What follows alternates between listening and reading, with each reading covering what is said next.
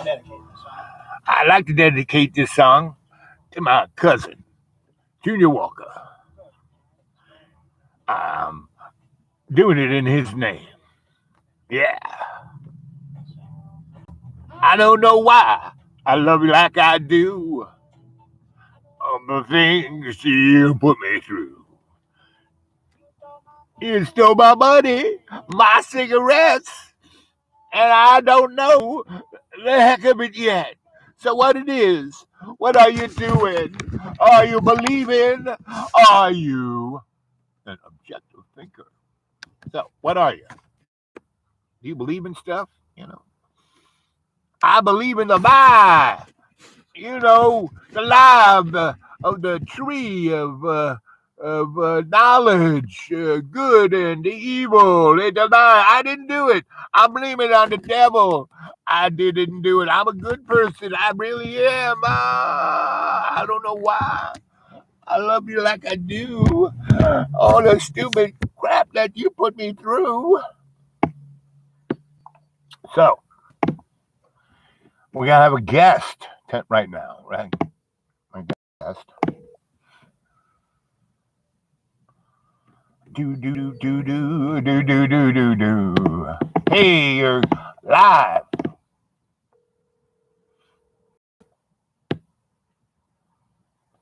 Hello.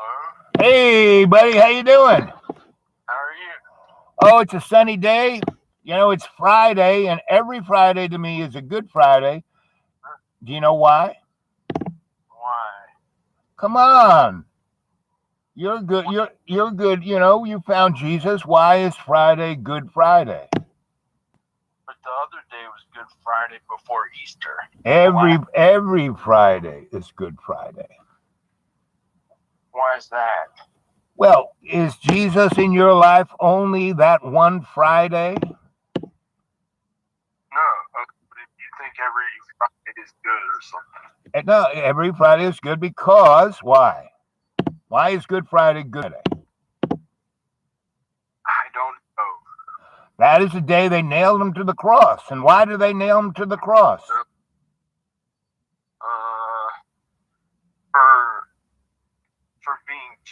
For being God's son, and for saying the truth about what he knew God wanted him to do on earth, which was more important than the Old Testament, and they all took the Old Testament so seriously, so they got angry and they hurt him because they thought he's breaking the law.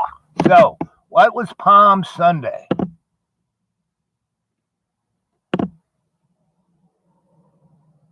I don't know. Palm Sunday was the Sunday before Easter. And he rides after 3 years of being all through the land and giving homilies and help and bringing the good news to the people. Do you know what the good news is? Do you know what Jesus' good news is? I don't know what you're trying to say. Well, Jesus came to tell us, and in the Bible, it goes on because, man, I have had so much time this winter. John, it has been almost 3 years since the last time you threw me out of the school that September. It's been 2 Septembers, and then how many months it is since that, I haven't really seen you. And I'm coming to see you because I'm really feeling that it's time for us to step up so you can have a life, so you can be happy, right? Okay. And you can, instead of just saying the same thing over and over, you can be happy. And I'm coming to visit. Okay. Right? And we can get the house ready. Yep, you're going to clean that house up. Okay. But we don't have to work on it a bunch. But No. It won't take a bunch. I mean, I'm all about getting it done. And getting it done is there are certain things you do. You just start there. Then you take a rest, have a cup of tea, and I'm going to bring tea with me so you can taste different teas. So instead of drinking coffee, you can drink tea. Because you need to stop to drink coffee. Meaning you've been trying to quit coffee. It was easier for you to quit cigarettes than it has been to quit coffee. Coffee is your Achilles heel. So I'm going to bring a bunch of teas, and you can taste which one you like and Okay. see how it makes you feel. And you can substitute tea for the coffee, right? So, Okay. right? So, and because you're a Libra, and what is Libra? Libra is the scales, and it's about balance. And when you are in balance, you are great, but you have so many things that set you off and teeter that scale one way or the other. We're going to Yeah. build some protocol so you can feel good about yourself. I think the caffeine builds up in my system and doesn't metabolize. And at first, when I'm drinking it, it's okay, like the first few days. And then I have to quit something because then it could go bad. No, you have to stop it completely, And I have, so I have, the show, I'm amazed that my, Dreamy Dreamland. I mean, I can't get above. I'm right now at 399 subscribers, and I haven't gone over the magic number of 400, and because my algorithm would go up. So something or someone is standing in the way of that. But that's okay because I'm more all about the quality over the quantity, right? So my 399, what I call the cadre, are really involved with the show, right? And there's the cadre, and then there's the Padawans, and then the adepts. The Padawans are the ones who are putting their toe into trying to be their better self, and so they into the pond of being their better self. And I they kind of are on the live chat, right? And like you're part of that. You come on the live chat every now and then there are the folks who connect with me on my dude awake 42 at Gmail, and a number of them, because I live on almost $400 a month, which is. Could you live on $400 a month? No, I wouldn't want to. I mean, I wouldn't want to. Well, in a way, No, it's a test because sometimes I don't have any money. But what's truly amazing, the folks who are what I call the adepts and also the Padawans, they go to PayPal, and then they go, PayPal says, who do you want to give money to? And they say, the dude awake 42 at Gmail, and they do. And so I don't get a lot of money, but it's magical because every time that happens, it's just almost to the dollar what I need to put gas in the tank or to pay a bill. And so all during winter, when my electric bill was higher than it is now, it was amazing how I always had enough money. And that's really kind of the lesson of that that's all I need is whatever I need. So it works. And so, but it makes my life so simple because I'm out in the middle of the woods. I have to go 40 miles. I mean, to call you, I had to go 40 miles to make this phone call. And I have other things to do. But the bottom line is we live either conscious or unconscious. And our culture is a very unconscious culture. And so we have to do things that can help us, and that's why people are into religion, because it gives them the ability or the facade of being aware, right? So I'm going to come and stay with you and help you kind of clean the house, get your life together, and maybe take the trip to Texas, talk to your family so you can get your family back. And so you can be happy because you need to be happy, John. Well, you want to just drive here now? I have no money. I have to wait at least until whatchamacallit, my Social Security check, like in a week or 2 or 3. What I want you to do is prepare for my coming Get the to visit. $1,400? What? Did you get $1,400? Not quite, not yet. And it's I got the other one, so I know I'll get it. But I'm not going to I was getting a little angst about it, so I'm not going to worry about it. Maybe I have got it. Who knows? I don't know. I am stopped looking for it. When it's there, it's there. And when I need it, it'll be there. But last time I looked, on Monday, it wasn't there yet. But it's interesting. So I'm surrounded by either really, really rich people who they think they're rich. They're not really rich, and or really, really poor people, and they know they're poor. And it's interesting. The rich people have gotten their check, and the poor people haven't. The people who really need it, you can see them starving, and they haven't gotten their stimulus. But the guys who are driving around in a Lexus and live in the big house, they got it 3 weeks ago. So I don't know. Maybe I have, but I'm not worrying about it. I'm not thinking about it. And what's happening? Spring is sprung, and like yesterday, I spent just looking at this tree bud. It was so beautiful, And so yes, no, that's what life is about. And I'm working on my garden, and I'm and I planted flowers last year, and they're just starting to bud. Because a week and a half ago, it was still 28 at night. Has it been cold? When's the last time it was cold at night where you are? Like a while. It's been okay weather. Maybe 2 days ago, or it was like a few days ago. Or right. So it's same, meaning it's spring now. Things are 40 at night. I don't remember when it's been cold. It has been warm. Right. Well, during the days it's warm. It's in the high 60s and 70s during the day. But a week and a half ago, it was 28 degrees. Last Saturday it was 28 degrees. Yeah, that's when. But now.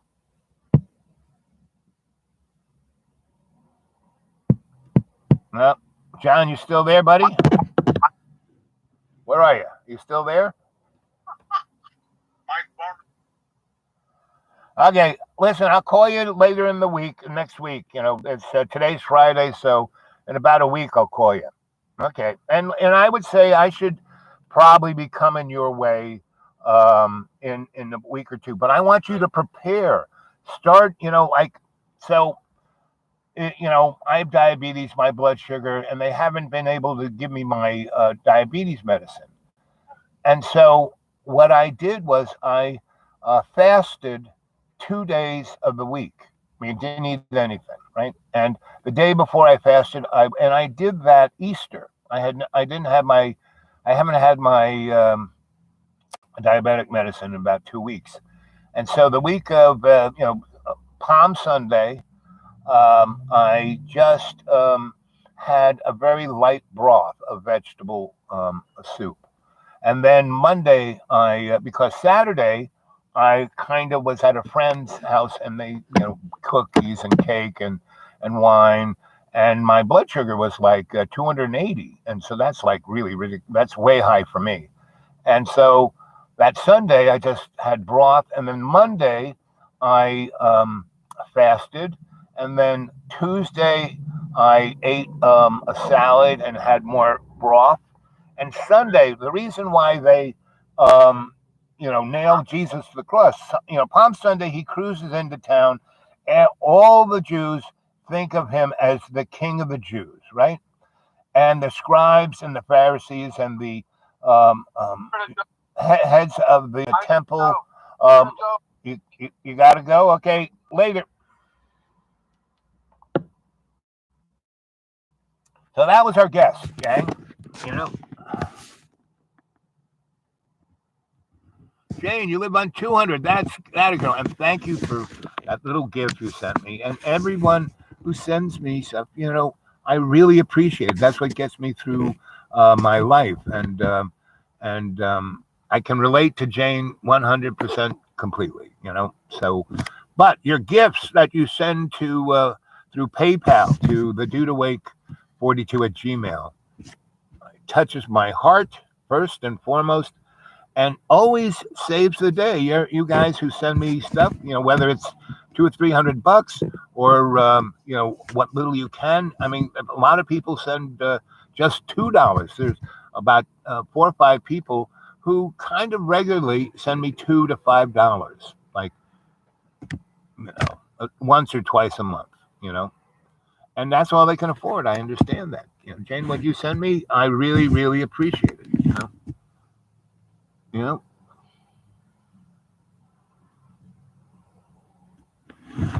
So anyway, here it is, 16 minutes into the show. And so since Palm Sunday, and I was telling John how I was fasting and how meaning the bureaucracy is like keeping, it's really pathetic. Now I can navigate the bureaucracy, and I can squeak out what I need from it. And but man, where I live, like I said, I'm surrounded by super wealthy people or people who think they're wealthy. Just because the bank holds the big house they live in doesn't mean they're wealthy. I have $1 million worth of credit. That's meaning you're $1 million slave. That's what you are. I have no credit. So I live on my Social Security. That's it, like $400. And so anyway, and I'm in a state that doesn't have, they didn't hook up to, they are the people who say, poor people don't deserve anything. Like my bro. He's had 8 major surgeries, 14 major surgeries in 8 years, meaning that he's had both knees replaced. And what does that mean? They cut his leg off, take that knee that he was born with, that God gave him, and put a mechanical device there. And then the lower part of the foot that's been on ice, like a shrimp cocktail, they sew back on there. And that's not going to be as good as God made. So he has had 14, so both his knees, his hips, his shoulders, and about 5 different fused vertebrae in his back. And so he's like the Tin Man. And so I said, Mike, how much? Oh, my surgeries have cost $8 million. Well, did you pay for that? Oh, no, Medicare. I said, Michael, you are a welfare monger. And no, I'm a rich man. I go to Duke. Yes, who pays that Duke bill? The federal government, the taxpayer. But around me, all the poor people, they can't even get an aspirin.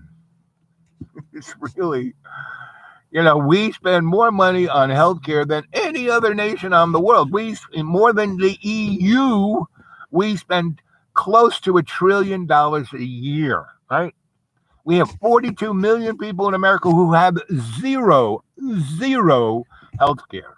I kind of have a fraction of health care. And like I said, I take care of myself. So I did this thing starting with Palm Sunday and through the Easter week. And I ate very little, and I had no sugar whatsoever. And I didn't have my diabetes medicine. And my diabetes went down to 90. My sugar went down to 96 every day. A miracle, no, big pharma diabetes medicine, and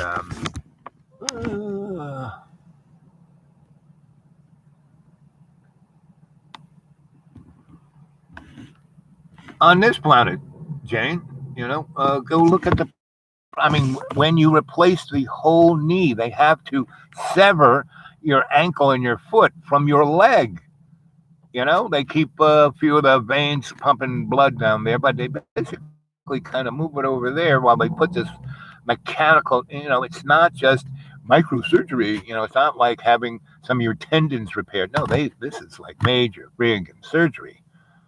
And back in the day when I worked in hospitals, I was the electrician, I was the magic electrician, and I installed, this is in the early 80s when HMOs were just, taking over hospitals.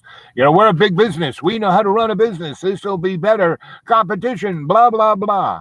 right? Well, did that work out? No. So I worked for a company, and I was the electric. I wasn't the, you know, X-ray machine technician. I wasn't the CAT scan, and this is just when CAT scans were starting to come in, and MMR, the magnetic resonant imaging (MRI), was just, only a couple hospitals had. They were almost experimental, and I was the guy who brought the power to the device, and then interfaced, the device, right? And then the technicians would, you know, tweak it. So I learned a lot about that technology because these guys would put in a $3 million, CAT scan into a hospital, and then 2 years later they'd rip it out and put a new one in. Oh, this is better, and because the more money they spent on the bricks and mortar, the more the federal government would give them. You know. And so they cut the service to the people. And, instead of like having a doctor or a nurse who knew what was going on, they had a doctor who said, well, you need this expensive test and this expensive test and this, to see that you needed a Kleenex, you had to have 15 tests that cost, $200,000. Oh, all you need is a Kleenex. And that is our medical care. Whereas when I lived in Europe, one time I had this impacted tooth, and my face was like this big. And I'm going to my little town, and there's this thing. It says dentist, hanging out. There's a tooth there. And I go in, and there's two people in the waiting room, and there's a nurse and a doctor. It's like talking to the nurse. He looks at me, and my head's like this. Here. Oh, wow, look at that. Oh, come with me. And he comes. But there's two people waiting. He takes me in, has the nurse take the x-rays, and about 5 minutes later he comes in and he goes, what you need is a root canal and a crown. I can do that today. And I said, really? He said, yep. And this might take a little time, a workaround, but first thing we're going to do is we're going to numb that up, and then we're going to put you on nitrous oxide and oxygen, and we're going to get that pain gone. And so he does. And I'm sitting in there, and I'm just grooving on the nitrous. And he puts headphones. What kind of music you like? And I tell him, and he says, okay. So I got the headphones. I'm singing, just that song. I don't know why I love you like I do. All the things you put me through. You steal my cigarettes. You take my money. Do. Anyway, that was me. And then he comes in, and then he kind of, drills, and then does the root canal. And oh, okay. He kind of goes, he has this needle up into the hole, right into that nerve, and I see stars. He goes, he jacks up the nitrous. He goes, I'll be back in a little while. So I go back to singing Green songs, and then Billy Joel comes on, and I'm having a pretty good time that day. My head was killing me, and now I'm feeling pretty good singing Billy Joel songs,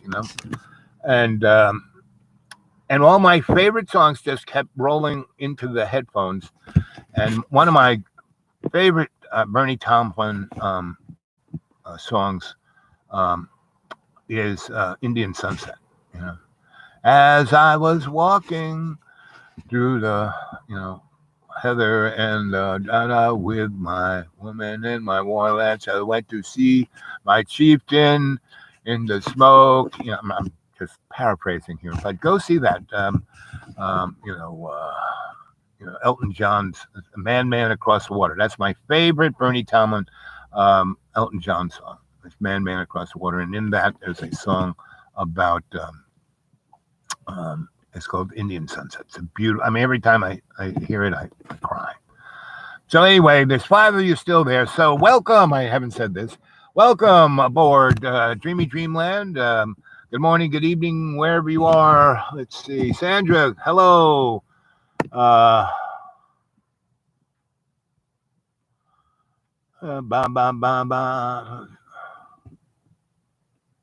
So anyway, Jane's on a tear here.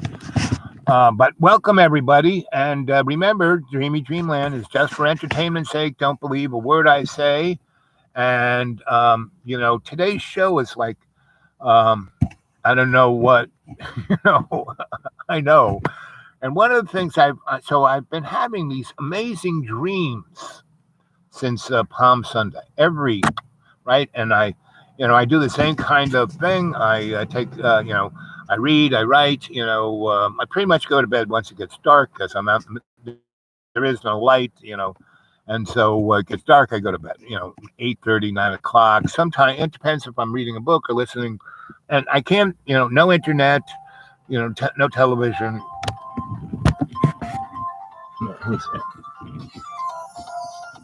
Oh, hey, Sean. Sean. Hey. Hey. Hey, can you hear me? Wait, hold on. The stupid phone, I can't hear you. Hold on, just hold on. Hold on. What did I do? Can you hear me? Oh my God, what have you done? I have no idea. And that's what we're on live on Dreamy Dreamland with Sensei Al Bob. And here's another calling guest, our mystery guest. Mystery guest, how you doing? Are we live on the air? We're live on the air. Wow. So if you want to talk to the world, buddy, this is your shot. Well, I really wanted to talk to you, but anyway, hi, world. I'm taking a load of garbage to the dump, and I was wondering if Bob, Sensei Al Bob would like to come along for the ride, as I take. Oh yeah, yeah, virtual ride to the dump. I like it. I'm taking away the sins of the world as we speak. Well, kind of. Yeah, only in a existential kind of way. Well, yeah, but every time I do it, I get a little bit closer to Nirvana. Attaboy. That's what I like. Getting near Nirvana. Yeah. Never quite get there, but you know how Nirvana is. She's such a tease. It's a tease. Yep. That's right. Yeah. Well, how are you doing? Oh, I'm doing good. It's a beautiful sunny day. It's Friday, and every Friday is Good Friday. Yeah, right on. Because if you only have one Good Friday a year, like most Christians, it allows you to lose the context of life, right? And why they nailed Jesus to the cross was on Wednesday, on Palm Sunday, he cruises into town. They call him king. And all the scribes and the Pharisees are all down on having him being king of the Jews. Then they can blame him for shit. And so everybody is going on about that because for 3 years he's doing all these miracles and talking to people and all the above. And so the bottom line is he on Wednesday he goes, has an appointment to have lunch with the head rabbis. And he goes in there, and in the temple there's the money changers, and what the money changers are, and you can change your Roman drachma for temple money, which was like a piece of paper, and worthless. And so they would get to keep the gold, and you would give burn the little temple money as an offering to God, and then you'd feel okay about all the crap you did that week. And it turned religion into a transactional thing. It's like buying a space in a gated community called heaven, right? And Jesus went in there, and that's why he kicked the money changers out of the temple. And so the rabbis and the scribes go, oh, this is going to be bad for business, so we have to get rid of this guy. And so they went to Pontius Pilate and said, and he said, listen, what's Rome is Rome, and you guys have to deal with this. And so that's why they nailed Jesus, because he was getting in the way of their business plan. So if you only look at one Friday a year as Good Friday, you are part of that business plan. But if you celebrate uh, Jesus' sacrifice, and he knew, death was no big deal, and it's not a big deal, and and he wasn't really going to die anyway. So, um, what he was, everything Jesus did was kind of a symbol, and that's why in the New Testament we never ever hear what Jesus says. We just hear what the four stooges, Luke, Peter, John, Paul, Mary, no, all the four stooges go on about what Jesus, and they always say, all four of them say the same thing. Luke is a little different. I like Luke the best. But anyway, here it is, Good Friday, and that's where I'm at. And so, are you in the dump yet? I'm about halfway there. Okay. Sort of like what you just said kind of reminds me of England and China trading silver for opium. Yes. Yep. And that's When you go to the you got to get their car wash tokens. okay. Carnival. Yes. Yep. Exactly. My goodness, bad for the economy. Yep. So, did you get stimulated yet? Oh, I got they did it really Well, you're lucky. really sneaky. I just looked at my bank account the next day and all of a sudden, hey, look at all those numbers. Yeah. Those digits. Yep. I was thinking about it because I haven't received it yet. I mean, it may be in there now, but once I had started having these amazing dreams, one of them was stop worrying about shit. Just relax. You're out there in the woods. It's everything is sprouting and blooming and flowering. Just look at that. And so that's what I've been doing. So I have no idea if I don't feel that. I feel stimulated by the flowers and spring and all of that, but other than that, I'm not quite sure. And so that was a great lesson to let that go. So I have no idea whether it's in there. And whenever I use the magic card, proved or not, and so far the magic has, but I never really spend more than $20 at a time. So it's not like a big deal. So anyway, I used to, I'm a big fan of dumpsters. I used to be a real heavy dumpster diver, and I still do, but they've kind of, especially supermarkets, have welded all their dumpsters closed, meaning they don't even go outside to throw it in. They got a hole in the wall. They got a pneumatic press. They throw the stuff inside, and then they push a button and it squeezes it into the thing, and the only goo the rats get to eat is the goo, and like all the substantial stuff gets pressed. But back in the day, you could throw open the top of the dumpster and go dive in there, and there are still a few dumpsters around, within the four towns that I go visit that have restaurants that have they throw away food. And two of those restaurants, their dumpster is on the north side and in part of a holler and trees over it. So sun doesn't cook it. So I know to go visit them on a Tuesday or on a Friday, and I can find some pretty good food there. And so, like, I found a case of yogurt, those little cuppy things of yogurt. I found a case of them, like 100 yogurts. And it was about 2 weeks past the sell date, and they didn't even open the case up. So I grabbed the case, I put it on the ground, I opened it up, I opened one of those little cuppy things up, and it was fine. So. Well, you're a brave man and a true connoisseur. I said, that's it. I'm a connoisseur. With an emphasis on the sewer. Yes, making connoisseur. Maybe those rats are a little more healthy out Yes. The rats are juicing.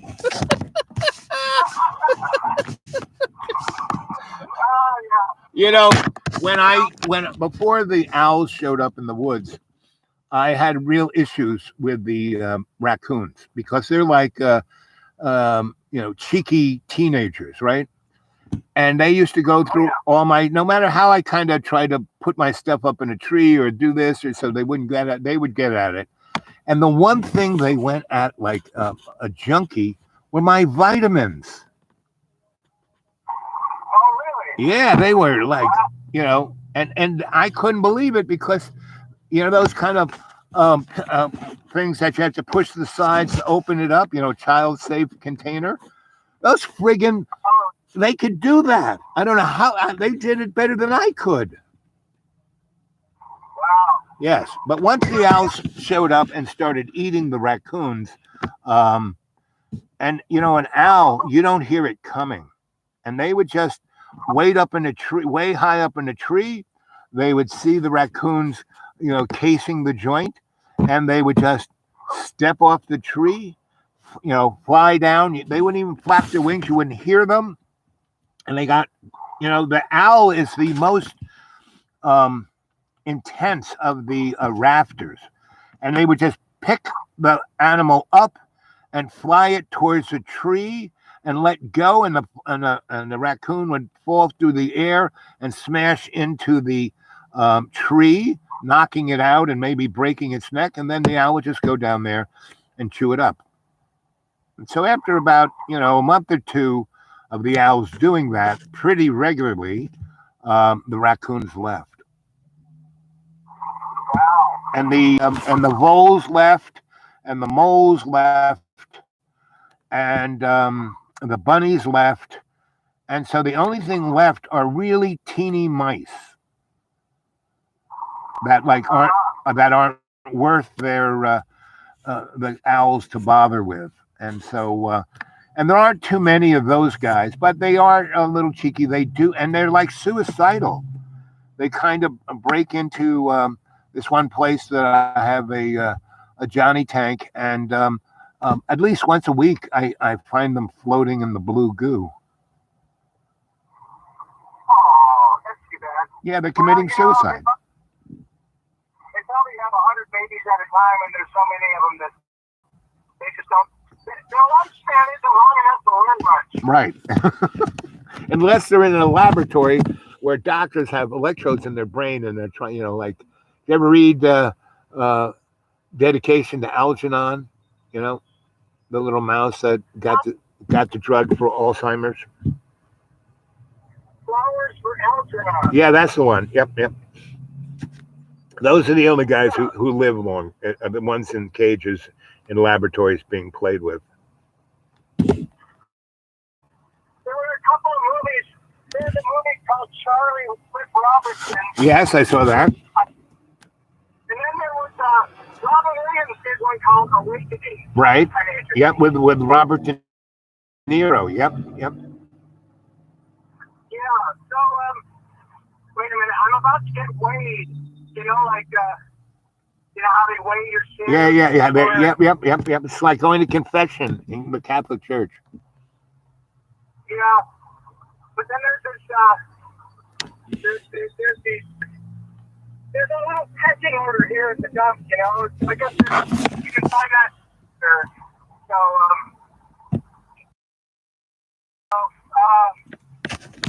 Hey man, hold on. Here we go. Green light. I'm moving on this. We are now being judged. Okay. So listen, why don't I let you do your thing, and why don't I call you back? When's a good time to give you a jingle? I don't know. I'm so busy. It's crazy. Okay. But, which is why I called you during the trip. It's the only. I've got a bunch of people calling me and wondering. If you're still alive, right? They're wondering if you're still alive. Yeah. Anyway, hey man, you have a wonderful time, and hi world. Yep. Okay, baby, I love you. And that was our guest our second guest of the show, our mystery guest, the Garbage Man.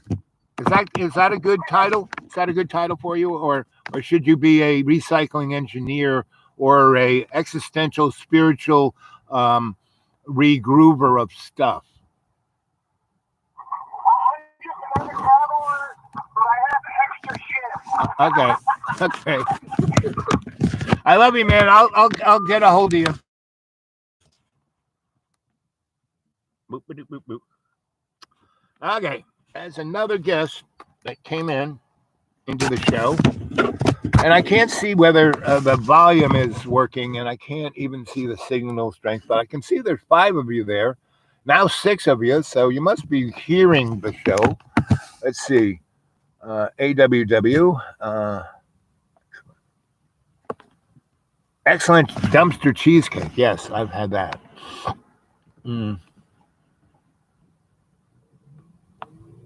Jamie Poo, you're in a talkative mood today. That's good. So, Jane, you can hear. Have you heard the whole show? Did you hear my voice? Did you hear the guests? Did you get everybody? Right.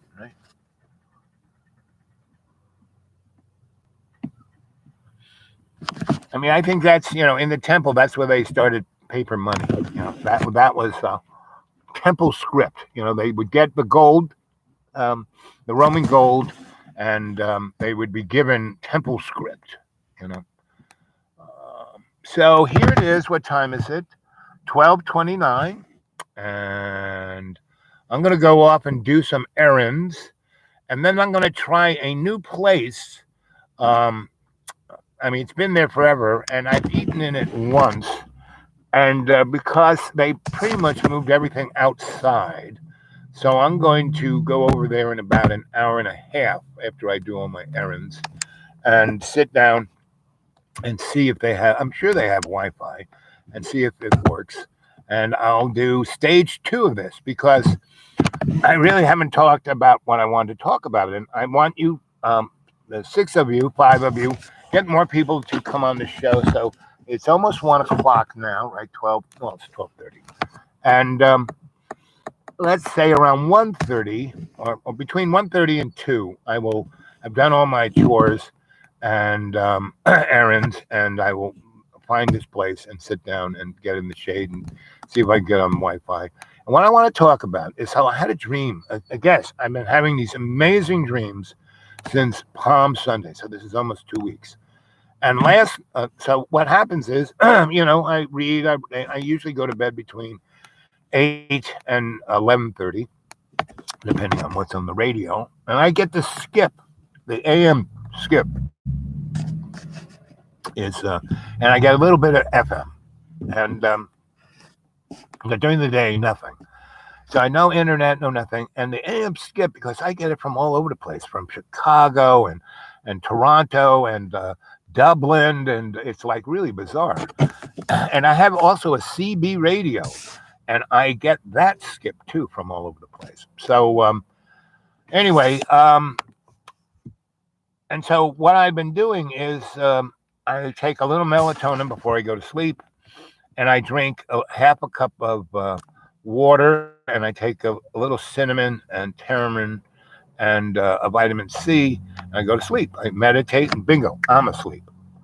And then somewhere between 3 and 4:30, I gotta use the facility, so I get up, and at that point, I'm usually in REM sleep, and if I wake up, I'm been drawn out of the dream I'm having, so I don't mess myself, and I go take care of business, and the dream is either and I get the message to either go over and write it in my book, what best I can, and then go back to sleep, and I will pick up the dream starting over again and get it right really clear.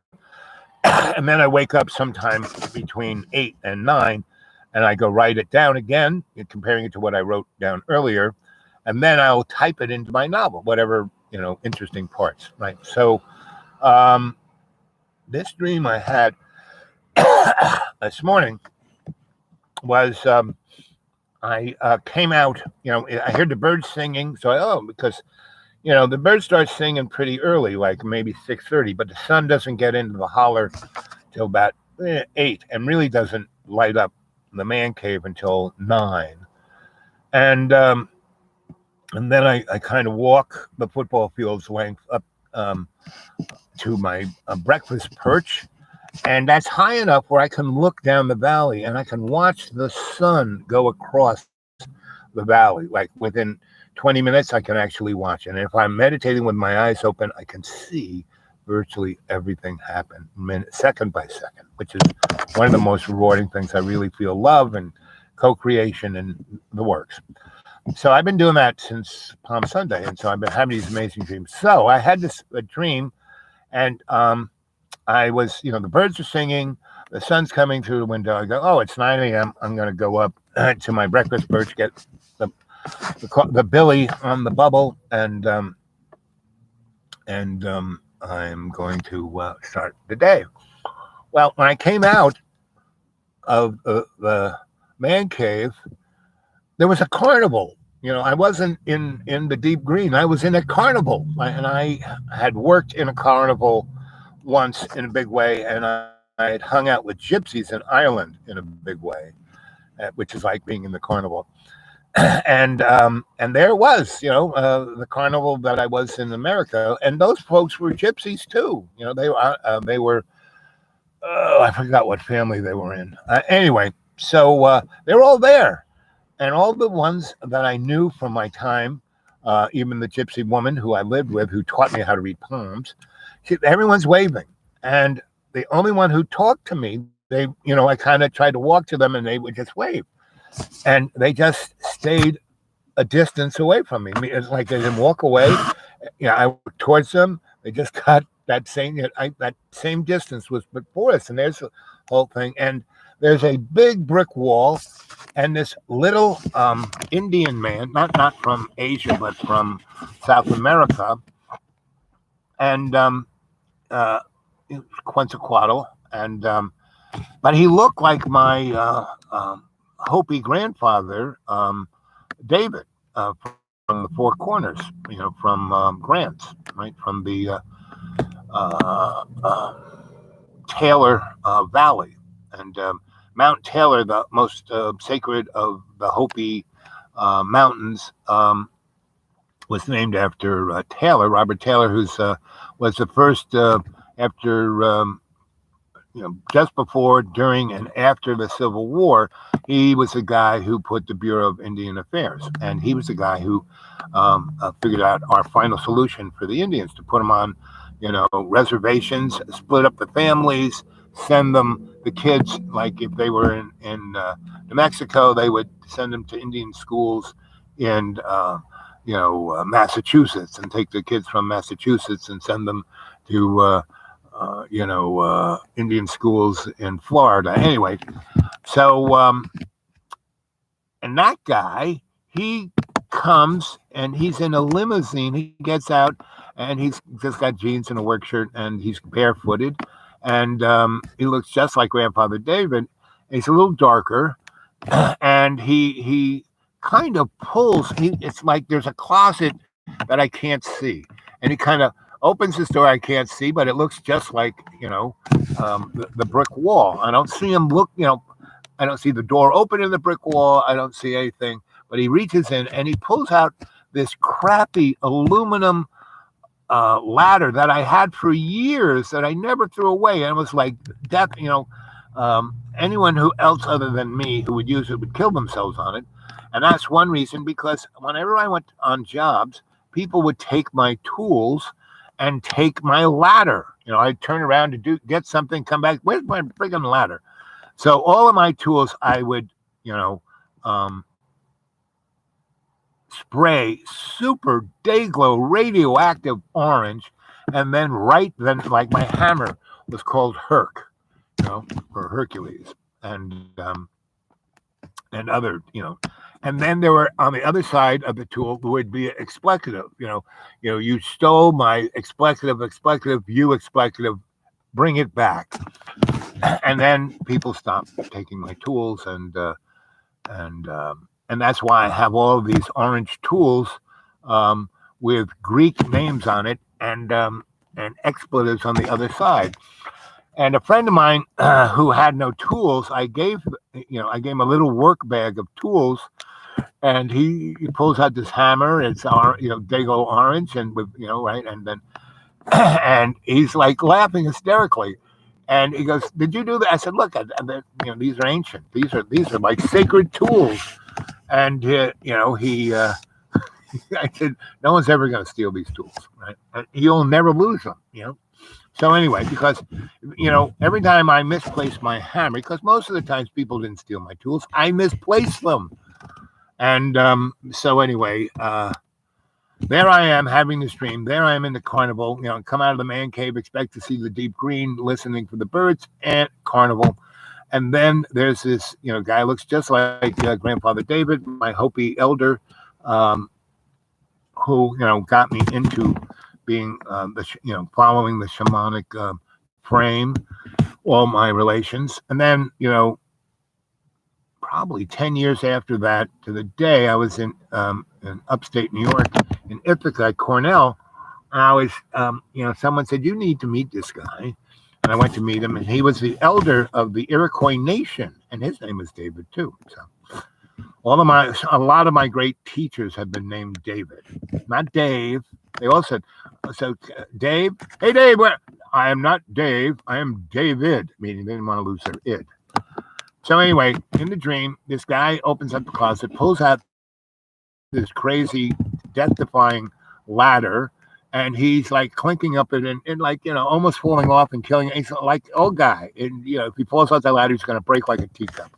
And I kind of go over there and I put my foot on the ladder and I, steady it. And he goes, "Thank you, grandson." And he sounds just like, so I said, "So are you Grandfather David?" And he goes, "No, I'm Quetzalcoatl. I'm just taking the form of Grandfather David because you love him, he loved you. It makes the emotional connection, but I'm Quetzalcoatl." I said, "Okay." I thought he was, no, you're going to learn in these dreams who Quetzalcoatl truly was. So it's okay. So we start talking, and the lesson of this dream was, what are you? Are you a person who believes? Or are you a person who has objective vision? A person who believes in anything, the big lie. Normally, if you believe in something, you believe in a big lie. You believe in a religious big lie. You believe in a political big lie. And usually all through history, when things are catastrophic for the human, the big lie is the thing.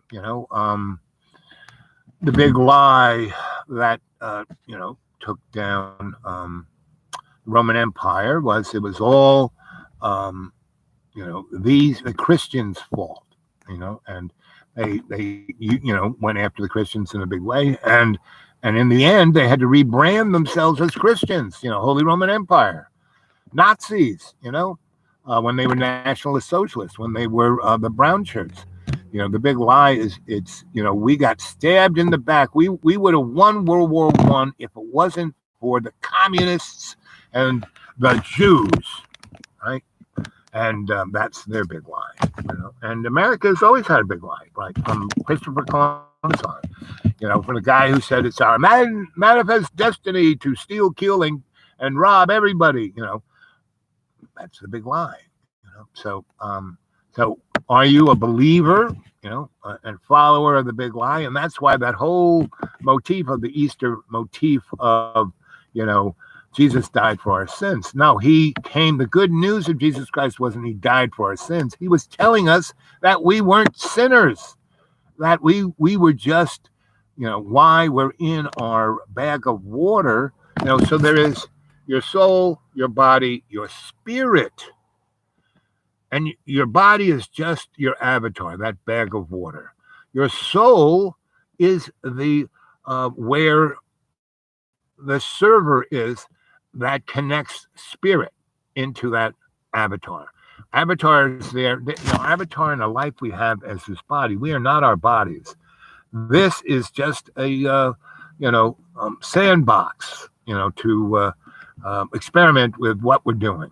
And so, anyway, that is the story of the Morning Glory, and so we talked about that, about whether, and so the other objective. It's not like, so you can be, I'm a scientist and you can believe in your objectivity. That's not it. Objective is when you just have an open mind and you let what you experience come in front of you, and instead of jumping emotionally, letting your hormones take the reins of the horse, you go, so what's this about? Why do I feel this? And that's what Freud and all those shrinks were talking about. And they, just got little threads of the whole thing. That's why over the years, I've had all these great teachers, and they, why am I a shamanic psychosocial cultural forensic anthropologist / alchemist? Is that I had all these teachers who were all those things. And over the years, and the person who taught me about how to mix this all together was Joseph Campbell. He said, you have to be a shamanic, psychosocial, cultural, forensic, cultural, anthropologic alchemist. For, the shamanic, you're not a priest. It's the frame you're looking at, right? Psycho, that's like what your worldview is up here. Where did you get that? From your social orientation, what your job is, what you do every day, what your sexual orientation, political orientation, economic orientation. That's your social. Cultural, where grandma came from, what you have for, what holidays you celebrate, what you eat. Forensic, you take it apart, thread by thread, without saying emotionally, chemically, looking at it. And anthropologically, that was a discipline, in the, motif of the, in Greece and Rome, they had the place where the Senate was, and then they had this place over here where the guys like Plato and Socrates would hang, and that was more important because they did everything. You're just a jack of all trades. No, Socrates was not a jack of all trades. He was a scientist, a mathematician, a philosopher, playwright, poet, scholar. He did them all very well. Once you master one thing, you can master anything. So not even an hour yet. So when it hits 60 minutes and 60 seconds, I'm saying goodbye because I'm now getting hungry and I still have to go do all my little errands. And so about, it's going to be almost 1 o'clock. So maybe 2 to 2:30, I will try and do this again. If I can get on Wi-Fi at this other place, I have no idea. And that's kind of why I'm letting this run into an hour, because we've had a real smorgasbord of the show. I hope you really enjoyed it. If you want to get a hold of me, the Dude Awake 42 at Gmail. The Dude Awake 42 at Gmail. And again, anyone who wants to send me a present, a gift, I would really love it, because that's what's been keeping me, at least financially, economically, using the script of the day to get those little things. Mostly, my garden. I've got it really prepared. I'm now searching out seeds, and so that's all doing great. And things have started to come up in the forest. I'm starting to eat a good deal of dandelion leaf, and mushrooms aren't there quite yet. Burdock isn't quite there yet. A few, bloodroot, golden seal, elecampane, those things haven't come up because all of those plants, they are people think of them as medicinal, but they also have food value, meaning that the plant can be used for everything. And not every plant. Some plants are very healing and are very nourishing, and then have certain parts of them that you shouldn't eat. So you've got to be an herbalist. And that's why you have to be objective. Learn from experience, right? Okay, here we go. We're on the countdown. 1 hour, 60 minutes and 16 seconds. Where is that little gizmo? There it is. And again, got Good morning, good evening, good afternoon. Don't believe a word I say. This is just for entertainment. If you're watching the show, you shouldn't be a snowflake or believe in anything. You have to have an open mind. And you want to go read my writings, which I would love it if you did, and then say something like from your heart, like what you really thought of it, not like people either go, I don't understand this, or oh, this is art. No, I don't want to hear that. I want to hear this made me feel this way. So, okay? So I'm going to try and get back to you sometime between 2 or 3. Okay, I'm going to say that. Hopefully the sun won't be burning over there. Okay. Do, do, do, do, do.